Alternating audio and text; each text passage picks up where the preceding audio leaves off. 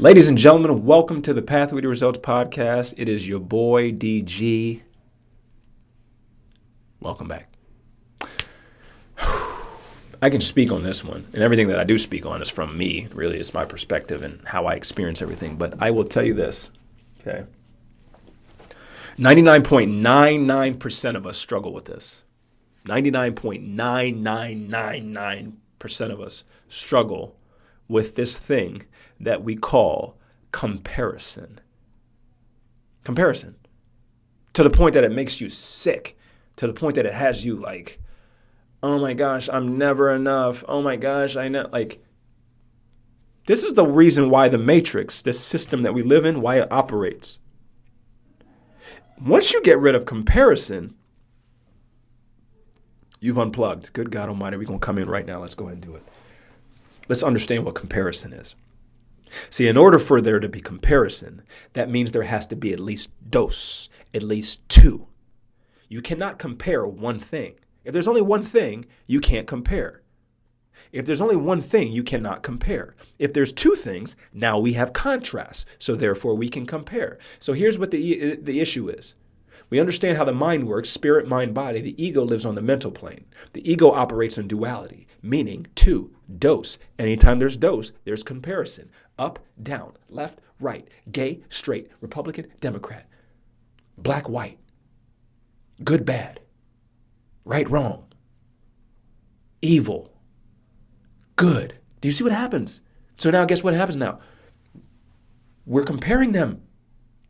And now because we're comparing them, one's going to be up here and one's going to be down here. Do you not know that you're doing the same thing in your life? You're doing the same thing.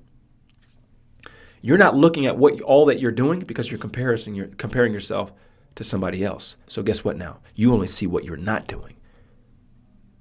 Do you see how this works? I know. I lived this. This was me. I was so focused on what somebody else was doing because the mind was running rampant. I was comparing myself to someone else. Well, how do we combat it, Derek? DG, how do we like tell me, like what do I have to do? You can't beat comparison until you realize there was nothing to win. You can't beat comparison until you recognize there was nothing to beat. You can't overcome comparison until you recognize there was nothing to compare to. Now, I'm talking on the physical plane. This is for all my 3D minds out there that just love to hear this. Let's go just a layer deeper. When you understand that which you actually are, this is for all my meditation folks out there who've been in that space, anyone who's been on that psychedelic journey, anybody who's on their healing journey, they start to recognize that they are something more, something that cannot be explained through words, something that cannot be articulated, something that cannot be experienced, something that you know without the five senses, the I am, the indwelling spirit, the self, the God, the essence, the breath of life, whatever you want to refer to it as. When you start to recognize that that's what you are, you start to see that that was the only thing there was, and that everything else was an illusion. It was an illusion of separation. So when I look at you right now and I'm talking to you, the illusion is that you and I are separate. But the more that we get to know each other, we start to see that we are actually each other reflecting ourselves back to ourselves. And we start understanding the way nature of consciousness works. Consciousness was the only one thing, the divine particle, the self, God, the source, the creator, the all, the absolute, the Brahman, whatever you refer to it as. It just wanted to see what it would be like if it created something else other than itself. But we have to understand the thing about creation. See, creation will always be a part of the creator. So the creation and the creator are not separate. They are still the one thing. It's just distorted because one's carrying a lower frequency than the other. How many times you look at somebody and you be like, oh my goodness, that is so him right there. You're right, it is. Because the creation will never be separate from the creator. And I know I'm going off at a tangent right now, but this is sometimes what spirit does when it moves through me. So now here you are, you think that the one thing that the only thing that there is, you think that you're separate from it because you're living through the mind space. And that was the illusion, that God was somewhere out there. When you recognize what you are, I'm just using words that human beings use. We don't even need to use the words. When you know what you are, truly, you will see that there was no comparison. The reason why there was no comparison was because there were not two. There was only one. There was only one. There has always only been one. There will always only be one. But the mind cannot understand that. Remember, the mind operates through duality. So there has to be a start. There has to be an ending. This is why the mind can't grasp duality. The mind can't grasp duality. Sorry, it can't grasp infinity. It does not, it can't articulate. Wait, how? Einstein said that through thermodynamics, energy can neither be created nor destroyed. It can't be created nor destroyed. So what the fuck? If it ain't never been created nor destroyed, what is it? We can't even grasp it. This is what infinity is. The void. The all. The absolute. Understand what absolute means. It's unchanging. There is no changing. The all. That means it's all that is. All that is. Everything. Everywhere. All the time. This is what you were trying to do. You were trying to recognize. Recognize. Go ahead and say it with me. Recognize. That means I'm knowing again. Means to do over. Cognize means to know. I'm doing it over. I'm knowing this over again because there was a part of you, the real you, the infinite you, that already knew this. It already knew it. But you had this human experience. You had this human experience where you forgot. You started to feel like you had to please mom and dad because in some psychological mixed with a biological response that if I pleased them and they had a smile on their face, I was safe and I was safe. I was taken care of. And if I was taken care of, I was alive. And that was the number one motive of the ego. Its only job, its only purpose was to ensure survival. So now here you are, 35, 40, 45 years old. You still living in fear right now. You still living in a state of survival. You still living from a place of lack. Why? Why? Because you're living through your mind. But there was another part. There was the real part. There was the source, the awareness behind it all. This is what we refer to as the spirit. It happened on the spiritual plane. It happened on a higher frequency. This is why we call it self-awareness. We go through self-development. See, the self didn't have to be developed. Good God Almighty, the self never had to be developed. We need to be calling it mind development. You see, when I develop my mind, now I will have awareness of the self. You see, mind development, personal development, meaning I'm developing my person. When I develop my person, I develop my mind. Now I have access to the self. And when I have access to the self, of course I'm going to have awareness. Because the self already knew everything. The spirit already knew everything. My mom used to tell me when I was young, God knows the end before the beginning. Knows the end from the beginning. Knows the end from the beginning. Knows the end from the beginning. In order to know the end from the beginning, that means time doesn't exist. If I know the end from the beginning, that means time doesn't actually exist. Of course. Of course. Of course not. Of course you don't. Why? Because that what you actually are, the indwelling spirit that exists outside of space and time. There is no time. There is no space. Y'all ain't trying to hear me right now. Ain't nobody trying to hear me. Tell them they ain't trying to hear me right now. You see how this works? So you are comparing yourself because we're still living through the mind. Why are you living through the mind? The only thing that would cause you to live through the mind is your wounds. You're still identifying with your wounds. You're still identifying with the lack. You're still identifying with what do we refer to this as? The scarcity of the mind. You're still identifying with the survival instincts of the mind. You're still identifying with the traumas because it held on to the traumas. Because if it held on to the traumas, no matter how painful it was, it still had something to identify with. And if it had something to identify with, it was surviving. And remember, that was its only cause. That was all it was trying to do. So we have to understand. What are we? Who are we? I cannot tell you what you are. You can only go and experience it. Only you can experience it. And when you experience it, you will not be able to tell anyone what you are. You will just say, I am. I am that I am. I am that I am. You see, there's nothing behind that. I never could understand that for the longest of me. Why do you say I am that I am? What? I don't understand. I am. I am the I am. What? Because everything that came after the I am was. Everything that came after the I am was. And the I am was everything. So that man over there, that house, that car, that bank account that you are comparing yourself to, do you not realize that you have the same capability and you have access to it just as he does? As long as you can get out of your own way. I am that I am. So now when I understand that I am, I will see that there is no comparison. And now because I see that there's no comparison, this is what we call perfection. Perfection, my friend. You're perfect. You're perfect. You're perfect. Hear it. Hear me. Hear me when I say this. You're perfect. You're perfect. You are perfect. You're perfect. How can you not be? If everything is just this one thing, and I don't care what religion you're part of, what spirituality, what your practice is, does not matter. We can all come to one universal truth, that everything is the all. How you say it is irrelevant, but you have that deep understanding. So if that's the case, if that's all there is, what am I comparing myself to? Because I remember I had to have at least two of something. But if there's only one of everything, and I recognize that I am the one thing, what am I comparing to?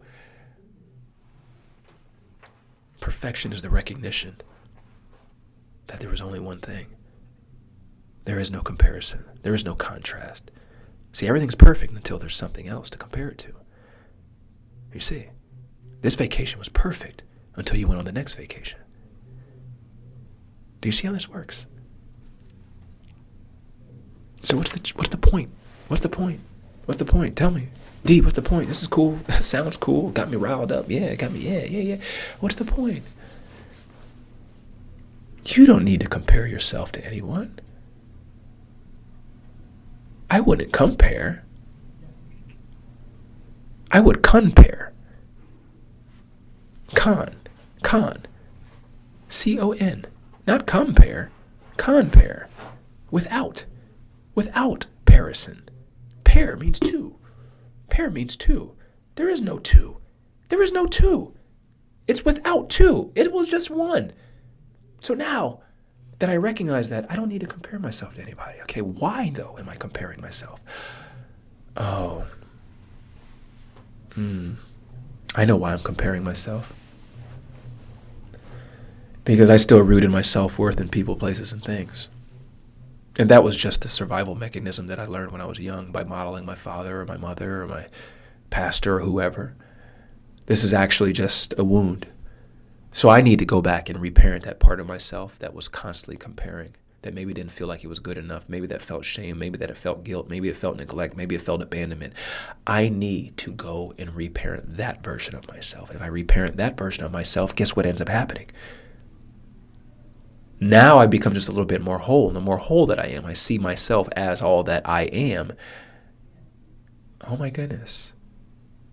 The only comparison, the only competition was myself.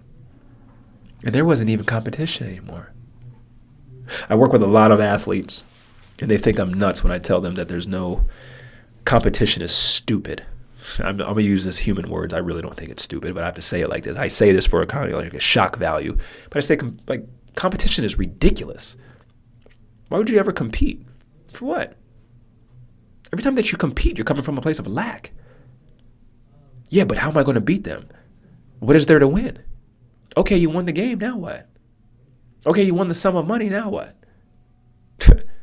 You think like when you on your deathbed, all of a sudden it's going to be like, oh yeah, he won 6 championships. I'm like, no, so what? When you die, guess what? You can go 6 feet in the ground like everybody else. Your mind is created though.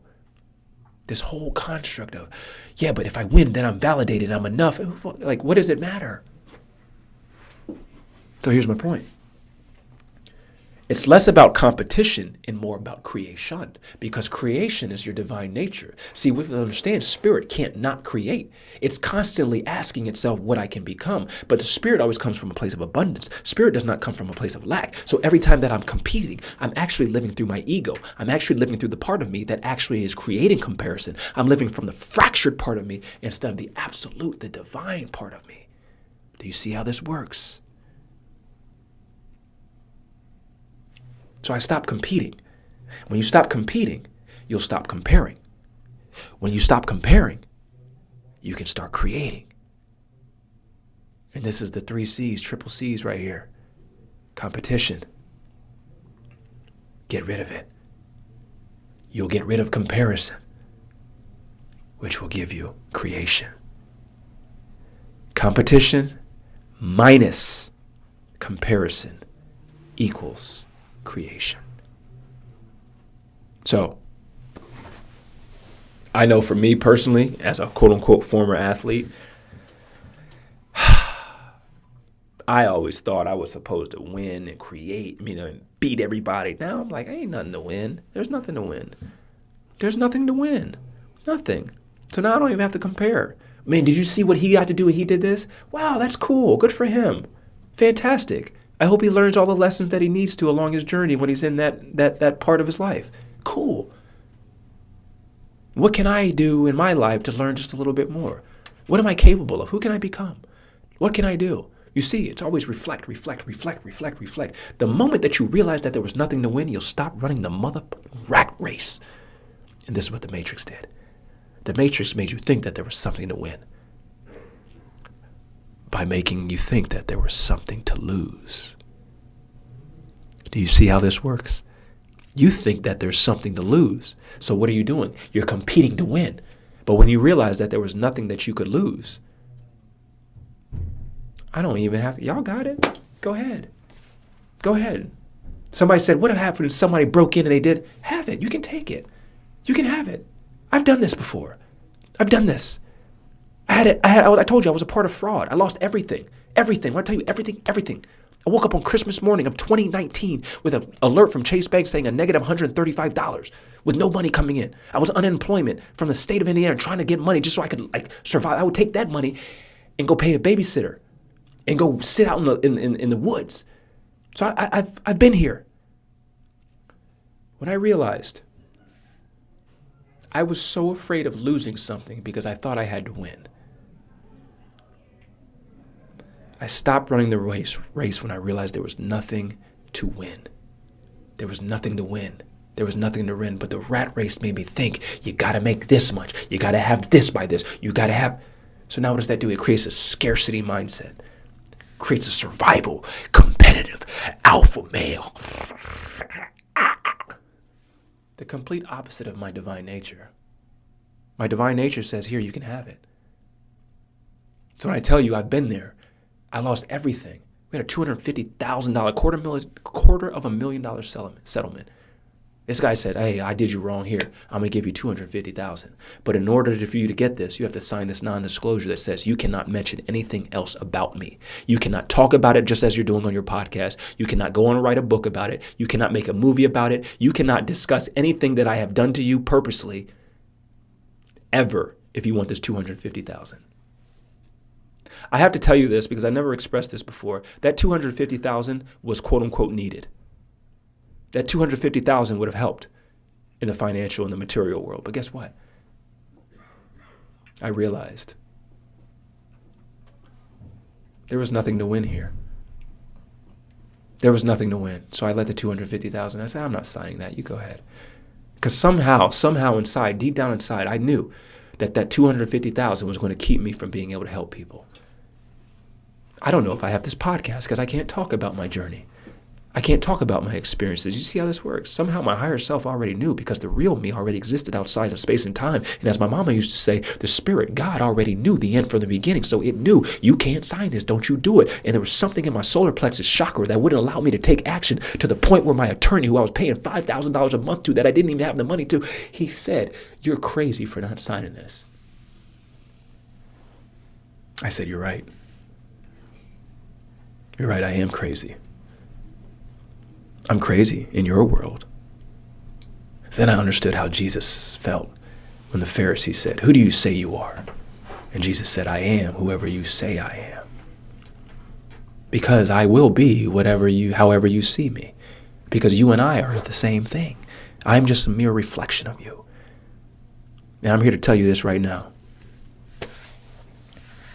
That $250,000 that I didn't get was the best thing that I never got. It was the best thing. Hear me when I say this. Hear the paradox. It was the best thing that I never got. Normally you think the best thing is when you receive something. No. It was the best thing that I never got. I sit and reflect. Tears of joy, tears of gratitude of how many lives I've been able to touch. How many lives I've been able to touch through my testimony, through my hardship, through my struggle. If I had not been through that, I don't even know if this is touching you in this way. I don't even know if it's having an impact on you if I had not been able to talk about it. Forget about the money. What about the souls? What about the lives? What about people's hearts who needed to be healed, but they needed to trust you? In order to trust you, they needed to know your story. They needed to know that you weren't some of these social media people getting on just talking about something because they read something in the book. They needed to know, no, he got mud on him. He's been in the trenches. He's been at the top of the top and the low of the low. We need to make sure that he's safe. We need to sniff him out. But if I sign that, I don't know if you can sniff me out. Maybe you would have been able to. Maybe I would have resonated with your spirit enough. But my point of this is this. It wasn't until I let go. It wasn't until I let go. And I said, I don't care. Ain't nothing here to win. There ain't nothing to win. I don't care if I make it, great. If I don't make it, great. If I don't care. I don't even care. It wasn't until I let go. Remember, the spirit holds on to no thing. And that's why it's everything. So comparison is one of the biggest things that keep us from seeing the divine that is within us, the divine that we are. It's comparison. Spirit never compared itself to anything because it realized it was everything. And when you live from the place of the spirit, the self, the essence of what you actually are, your divine nature, there will be no comparison and there will be no competition. So the 3D minds ask me sometimes, they say, well, what are you don't have goals? No, I don't have goals if I'm being honest with you. I have intentions.